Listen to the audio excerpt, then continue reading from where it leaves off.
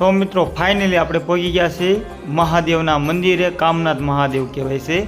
તો મેં બીલીપત્ર ચડાવ્યા, ફૂલ ચડાવ્યા, પાણી ચડાવ્યું, દૂધ ચડાવ્યું અને મિત્રો હવે તો મિત્રો બધી પૂજા થઈ ગઈ છે મારી. અને તમે મિત્રો જોઈ શકો છો ને. હર હર મહાદેવ કમેન્ટમાં જરૂર લખજો.